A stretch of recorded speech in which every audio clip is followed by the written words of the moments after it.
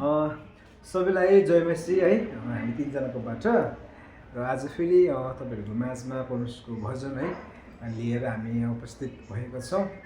र हामी सधैँ चाहिँ यसरी मतलब गाउँदैनौँ, कोही कोही बेला यसरी अन द स्पोट भेट हुँदाखेरि चाहिँ हामी यसरी गाएर दिदीको च्यानलबाट अपलोड गर्ने गरेका छौँ। हुन्छ त